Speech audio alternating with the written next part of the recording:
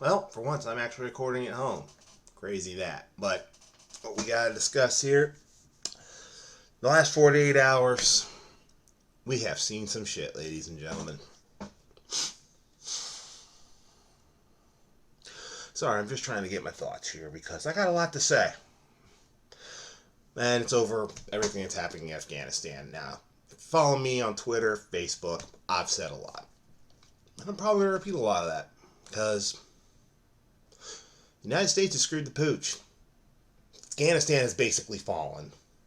It's owned by the Taliban. Now look, people are going to blame the generals, Biden, Trump. Look, they all got some of the blame. So does Obama and Bush. We have been there for 20 fucking years. And the country fell that quickly. Now look, Biden does have some blame in this, and so do the generals. Biden should have stuck to the May 1st and gotten us the hell out in an orderly withdrawal with all our gear. Should have never left that amount of gear to the Afghani people, because now it belongs to the Taliban, which includes Humvees, M16s, sniper rifles, artillery, mortars, and drones. Good to fucking go, Biden. Look, we had a deal.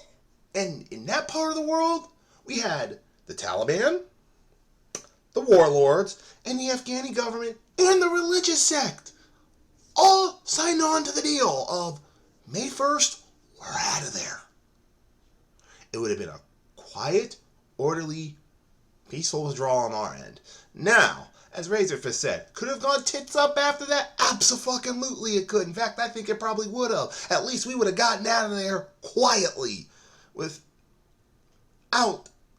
all the hysteria and the literal redo of the fall of Saigon part 2 just in the desert instead of a jungle. But Joe Biden had to go back on the deal, and as far as the Taliban was concerned, we lied. And we gave them the biggest propaganda windfall in 5 years. The biggest. We gave them the most gigantic windfall to say the Afghani people, many of them who don't like us, including the warlords, of, hey, the Americans have lied again. And they're probably going to, day past September, they are lying. Join us and let's get rid of them. That's exactly what happened. And they got the double whammy of making it look like they ran us out with our tails between our legs. You know, Razorfist was right. Most people thought a year, 2 years ago, the 20s was going to be a redo of a century ago in the Roaring 20s. Instead, we're looking at a redo of the 70s. Especially the late 70s, which was not a good time, ladies and gentlemen. Oh my God. It's like for people like my father, my aunt, and all them, it's like they're probably reliving the 70s. And I didn't want to do the 70s part 2. It was not a great time in U.S. history. Not a great time at all. Joe Biden, you fucked this up. You fucked this up hard. And all my fellow Marines, sailors, airmen, and soldiers who either died, were wounded, or suffered PTSD or something like that, or have committed suicide. Everything they fought for, everything they did, everything they gave was not for nothing. And that's the cruelest thing of all. Now, Razorfist said there wasn't a silver lining in all this. And Razor, I beg to differ. There is exactly one. No more soldiers, Marines, airmen, and sailors have to go through that agony anymore. Hopefully, we're done. We're staying the hell out. Joe Biden, catch a fucking clue and just stay the fuck out. You've already fucked this up by the numbers. We could have left quietly. Instead, you turn this into a clusterfuck of epic proportions. I mean, there's that fucking video from CNN, which is so cringy, where the CNN person is literally stating they're chanting death to America, but they seem friendly. So yeah, ladies and gentlemen, this has to be goddamn the lowest point we've had so far in the 21st century. I mean, to me, this is even lower than the COVID lockdowns, which was utter retardedness. But this is just 7 months in, and Biden has fucked this up this badly.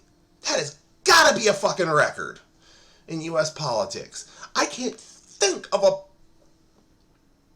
president in human fucking history in their first fucking term who managed to fuck things up this bad in 7 months. But Joe Biden, you and your administration, you managed to do it. How? I don't fucking know.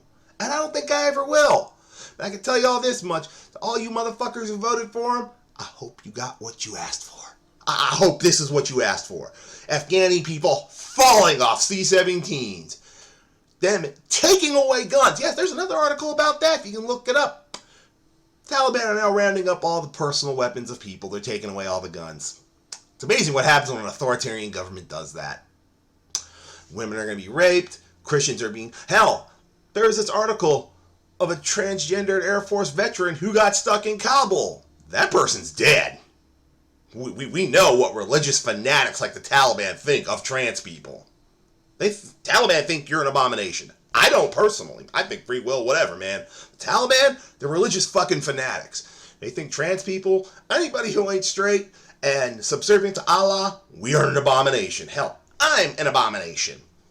I'm also a Marine Corps veteran, so they really hate my fucking guts. Yeah. This is what we spent 20 years and over $1 trillion for, ladies and gentlemen, to get our asses kicked at Afghanistan. And Joe Biden, your whole, to topple the U.S. government, it'd take F-15s and nukes. No, it just took a bunch of Taliban people and us running with our legs, with our tail between our legs. And that whole thing of, they have 300,000 soldiers. They have this, they have that. Well, most of that material ended up in their hands, and those 300,000 soldiers, I'd be willing to bet quite a lot of them are now fighting for the Taliban. Congratulations, Biden. You fucked this up. But you ain't alone. The Joint Chiefs, Trump, Obama, Bush, all four of them presidents contributed to this. You all fucked this up. Trump, don't think that you're blameless. You helped fuck this up too. And Congress, my God, could you just get over your fucking selves in Trump for 2 minutes and just gotten us the fuck out of there? Could you? Could you not have done it? Well, I guess we had to go out the hard way. Hopefully, after now, 2 times, two fucking times, Saigon and Kabul, maybe we'll have finally learned our fucking lessons and stay the hell up out this shit. But I'd be willing to bet we won't, and we'll go into another shithole sometime near the end of my life, and we'll repeat this process all fucking over again. I'm Jeff. I'll catch you next time.